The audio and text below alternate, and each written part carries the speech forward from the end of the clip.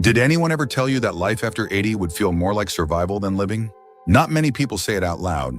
But the truth is, getting older doesn't always come wrapped in wisdom, peace, and gentle mornings. It can come with weakness in your legs and worry you never thought you'd carry. You've made it this far in life. You've fought, endured, given, built. But once you hit your 80s, the world begins to change in ways that are hard to explain unless you're living it. You might look the same in the mirror for a few years, but your strength, your memory, your independence, they begin to wear thin like old fabric. And what nobody warned you about, what they never put in books or in retirement, brochures, is how this stage of life can test you in new ways. Not just physically, but emotionally, psychologically, and spiritually. This video is not about fear. It's about awareness, about naming what so many older adults feel but rarely say, about helping you prepare, mentally and practically, for some of the invisible challenges that show up when you cross into your 80s. We'll go through 7 hard but honest truths about aging after 80, things you deserve to know, so you can face them with strength, dignity, and choice. Because being prepared doesn't make you pessimistic. It makes you powerful. Let's begin. Reality 1. The disappearing circle of people. By the time you reach 80, your phone doesn't ring as often.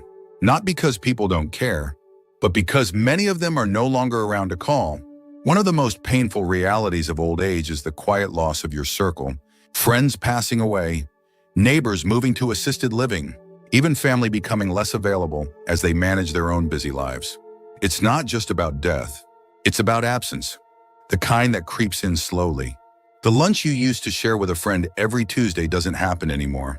The familiar voice you once heard every Sunday after church is gone. And the worst part, no one replaces them. People your age are thinning out, and younger folks don't quite fill the same space in your heart. This shrinking circle doesn't just affect your schedule, it affects your spirit. Loneliness isn't just being alone, it's being invisible.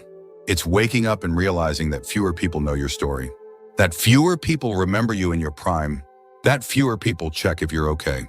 And when you lose those connections, your sense of self can slip too. You start wondering if you still matter, if anyone would notice if you stayed in bed all day. That's why this first truth is so important to face your social circle. Will change after 80, sometimes faster than you expect. But here's the counterbalance. You have the power to plant new seeds, even now. Some seniors start volunteering, not to feel useful, but to feel connected.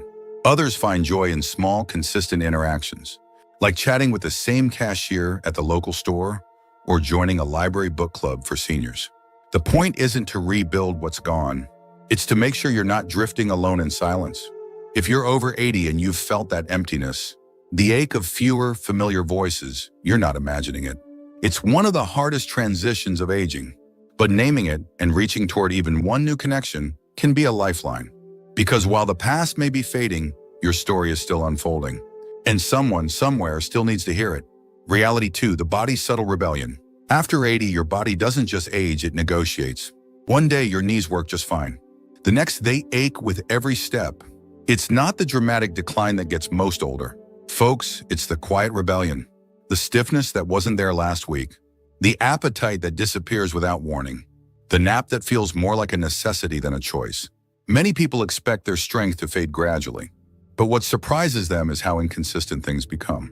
You might sleep fine for 3 nights, then suddenly find yourself awake at 3 a.m. staring at the ceiling. Or your digestion, which was always reliable, begins reacting badly to foods you've eaten your whole life.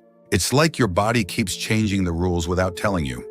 This unpredictability can make you feel betrayed by the very body you've lived in for decades. You start to wonder, is this a new normal or just a passing glitch?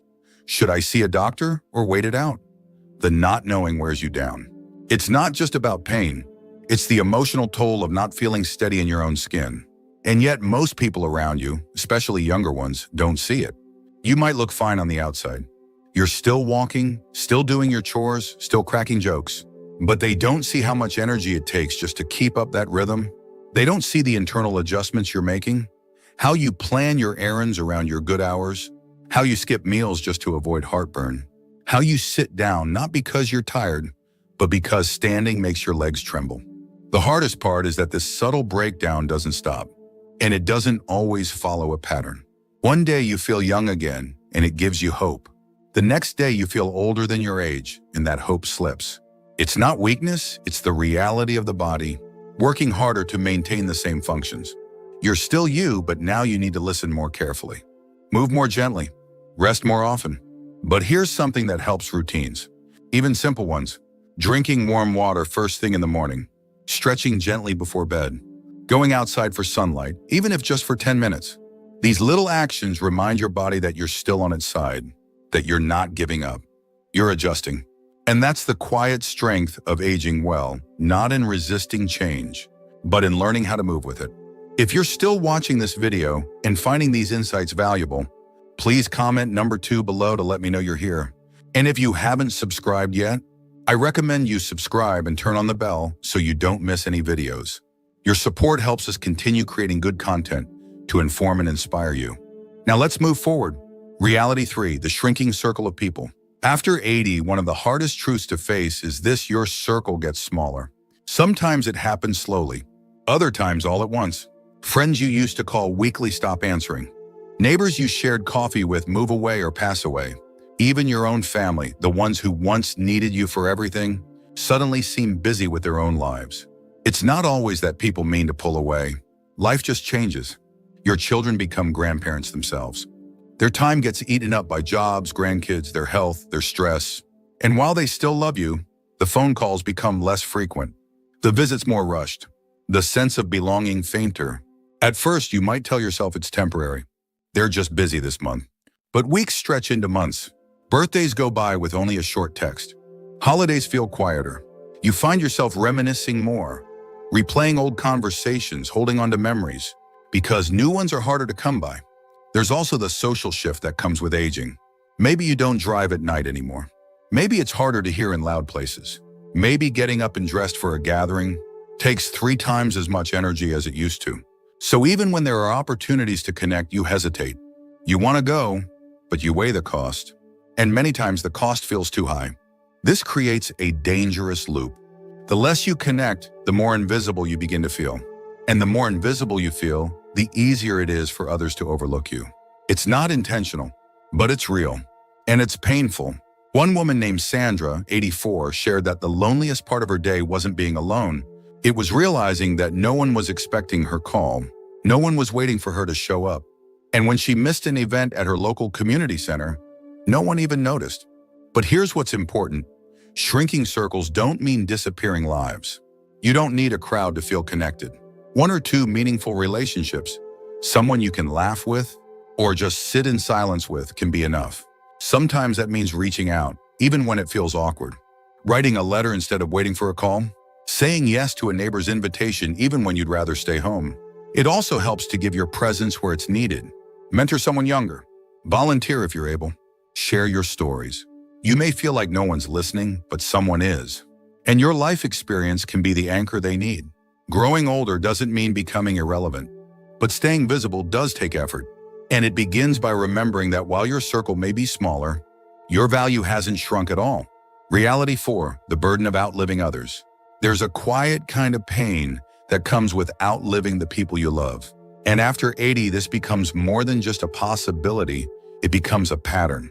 You don't just say goodbye to one person, you say goodbye again and again. To friends who knew your childhood, to siblings who shared your parents, even to your own spouse, the one you thought you'd grow old with forever. It's not just loss, it's the sheer weight of carrying all those memories alone. You find yourself the last one remembering a funny moment from 1963. The only one who still knows the story behind the dent in the garage door. There's no one left to say, "Remember when?" and have them nod with that same knowing smile. This kind of loneliness is different. It's not just about having no one to talk to. It's about realizing that no one else remembers your life the way you do. That no one else has your history. That the cast of characters in your story has thinned, and you're left on stage with fewer familiar faces in the audience. You might also feel a kind of guilt. Not the kind tied to wrongdoing, but survivor's guilt. You start wondering why you're still here when others aren't. You replay decisions. Think about missed calls. You carry questions you can't answer. And that grief, it doesn't fade. It just changes shape. One man named Robert, 87, said the hardest part of aging wasn't his aching knees or his blurry vision. It was the mornings when he reached for the second coffee mug out of habit, or the way he sometimes heard his wife's voice in his head, answering a question he never asked aloud. But there's something we don't talk about enough. There's strength in being the one who remembers. There's courage in waking up to a quieter house and still choosing to get out of bed. There's beauty in telling the stories of those who are gone, in keeping their legacy alive through your own voice. If you're still watching this video and finding these insights valuable, please comment number 4 below to let me know you're here. And if you haven't subscribed yet, I recommend you subscribe and turn on the bell so you don't miss any videos. Your support helps us continue creating good content to inform and inspire you. Now let's move forward. Reality 5, the shrinking of personal freedom. After 80, something strange starts to happen. Even if you're still sharp, still capable, and still independent, people begin to treat you like you're not. Your freedom, little by little, starts to shrink. It begins with small things. Maybe your children insist on driving you everywhere, even when you know you're perfectly fine behind the wheel. Or they start questioning what you eat, when you sleep, how you take your pills. It's not that they don't love you. It's that their worry makes them overstep. And suddenly, you're not the one making the final call. You're being advised, guided, or gently pushed. This is when frustration creeps in.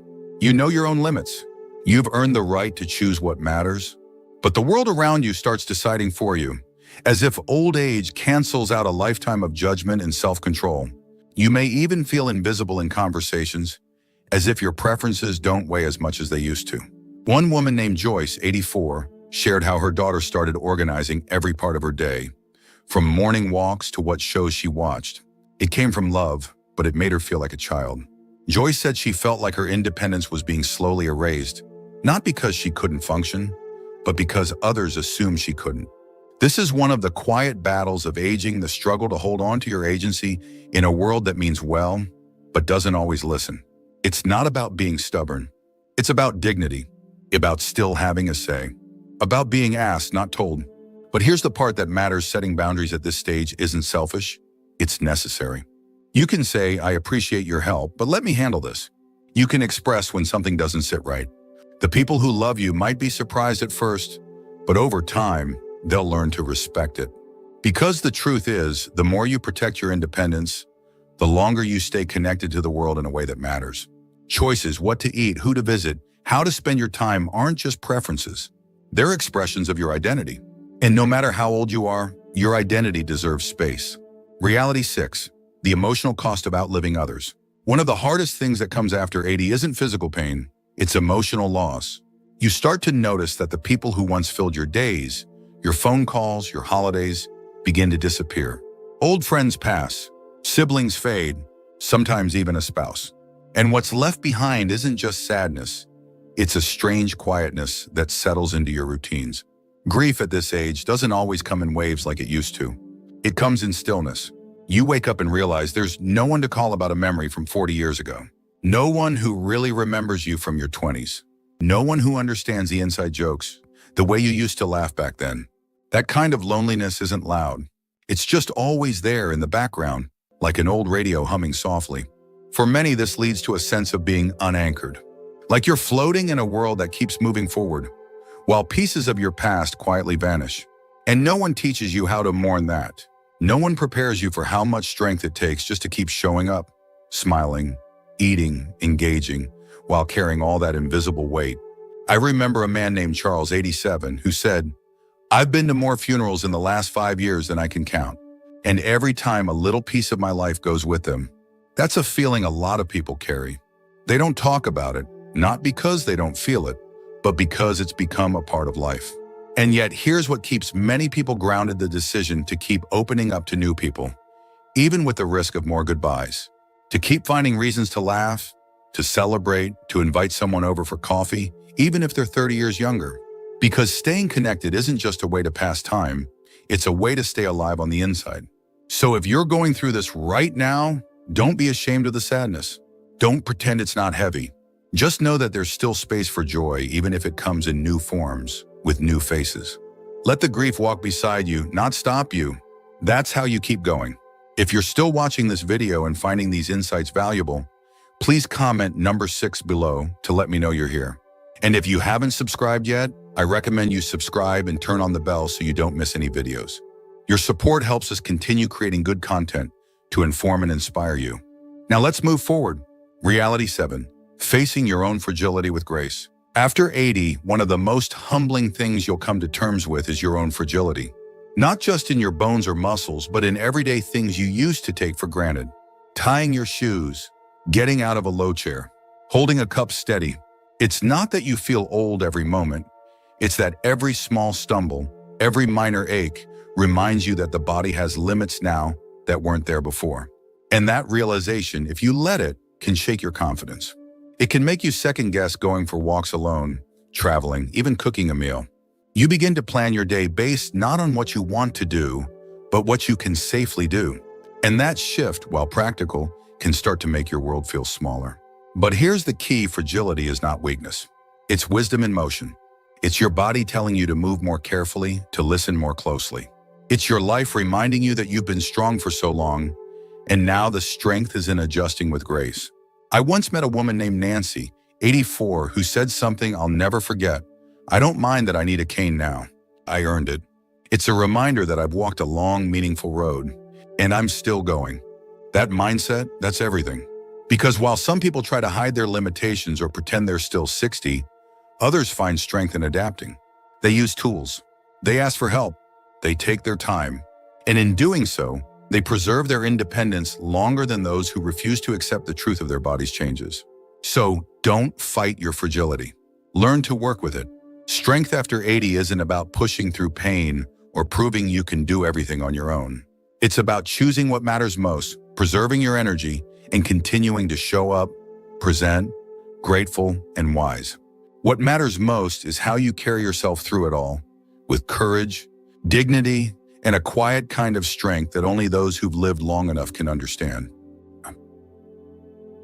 Final thoughts. Getting older after 80 isn't just about dealing with the physical. It's about facing some of the hardest truths with your head high and your heart open. You don't have to pretend it's all easy. It's not. But there's deep power in knowing these realities and choosing to meet them with wisdom, not fear. You are not a burden. You are not forgotten. You're still here. And your presence, your stories, your laughter, your stubborn spirit, it matters more than ever. So take care of your mind.